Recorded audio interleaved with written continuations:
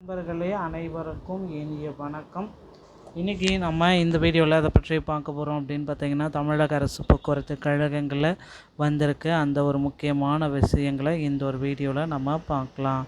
தமிழக அரசு போக்குவரத்து கழகத்தில் டிரைவர், கண்டக்டர் இந்த 2 பணியிடங்களை அதிக அளவில் எடுக்க போகிறாங்க.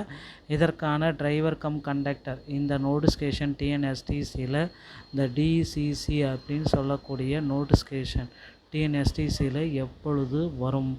தமிழக மக்கள் போக்குவரத்து கழகத்தில் இலவச பயணம், மகளிருக்கு வெற்றி பயணம் திட்டத்தை முதல்வர் விஜய் எப்பொழுது தொடங்க இருக்காரு?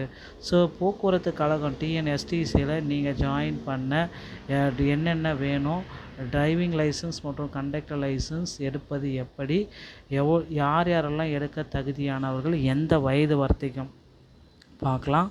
தமிழக அரசு போக்குவரத்து கழகத்தில் தற்சமயம் 3000க்கும் மேற்பட்ட இவி பேருந்துகளை கொள்முதல் செஞ்சுருக்காங்க. 1000 பேருந்துகள் அதில் ஏசி பேருந்துகளாக கொள்முதல் செஞ்சுருக்காங்க.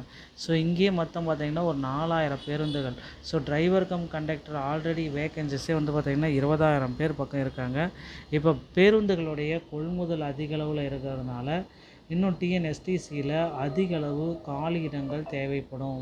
ஸோ 28,000 நபர்கள் பார்த்திங்கன்னா போக்குவரத்து கழகத்தில் தேவைப்படும் அப்படின்ற மாதிரி எதிர்பார்ப்புகள் இருக்குது. ஸோ நீங்கள் என்னென்ன விதிமுறைகளை பின்பற்றணும்? ஸோ டிஎன்எஸ்டிசியில் ஜாயின் பண்ணுறீங்க அப்படின்னா கண்டிப்பாக உங்கள் அருகாமையில் இருக்கிற ஆர்டிஓ அலுவலகத்தை அணுகி டிரைவிங் லைசன்ஸ் மற்றும் கண்டக்டர் லைசன்ஸ் எடுக்கிறதுக்கு முயற்சி செஞ்சுக்கோங்க. டிரைவிங் லைசன்ஸ் எடுப்பது ரொம்ப எளிமையான விஷயங்க.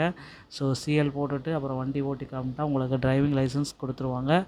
ஆனால் கண்டக்டர் லைசன்ஸ் அப்படி எடுக்க முடியாது. சில முரண்பாடுகள் இருக்குது. போக்குவரத்து கழகத்தில் தற்சமயம் பார்த்திங்கன்னா கண்டக்டர் லைசன்ஸ் எடுக்கணும் அப்படின்னா தமிழ்நாடு திறன் மேம்பாட்டு கழகத்தை அணுகி முதலுதவி சான்றிதழை பெற்ற பிறகு தான் உங்களால் கண்டக்டர் லைசன்ஸு வாங்க முடியும். இதை வைத்து ஆர்டிஓ அலுவலகத்தில் காண்பித்து நீங்கள் இந்த கண்டக்டர் லைசன்ஸ் விண்ணப்பிக்கலாம்.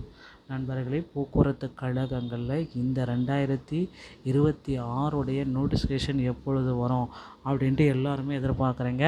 ஸோ நிச்சயமாக போக்குவரத்து கழகத்தில் இந்த நோட்டிஃபிகேஷன் இன்னும் ஒரு சில வாரங்களில் கண்டிப்பாக இந்த ஜூலை இந்த ஆகஸ்ட் மாதம் இறுதிக்கட்ட வாரத்தில் கிடைத்துவிடும் அப்படின்றது எல்லோருமே எதிர்பார்க்குறோம். கண்டிப்பாக போக்குவரத்து கழகத்தில் புதிய நியமனங்கள் நடந்துவிடும் அப்படின்ற மாதிரி எதிர்பார்ப்புகள் அதிகரிக்குதுங்க. ஸோ நீங்கள் என்ன பண்ணணும் அப்படின்னு பார்த்தீங்கன்னா, போக்குவரத்து கழகத்தில் ஜாயின் பண்ணணும். அருகாமையில் இருக்கிற ஆர்டிஓ அலுவலகத்தை அணுகி டிரைவிங் லைசன்ஸ் மற்றும் கண்டக்டர் லைசன்ஸை பெற்று வைத்துக் கொள்ளுங்கள். ஸோ மக்களே, போக்குவரத்து கழகத்தில் 2025 டிசிசி நியமனங்களை தடை செய்ய இருக்காங்க. பொறுத்து நம்ம பார்க்கலாம். தற்சமயம் 3000 பேருந்துகள் இவி பேருந்துகளை கொள்முதல் செஞ்சுருக்காங்க. 1000 பேருந்துகள் பார்த்திங்கன்னா ஏசி பேருந்துகளாகவும் கொள்முதல் செஞ்சுருக்காங்க. ஸோ போக்குவரத்து கழகத்தில் புதிய அறிவிப்புகள் விரைவில் வெளியிடப்படும் அப்படின்ற மாதிரி எதிர்பார்ப்புகள் போயிட்டுருக்கு.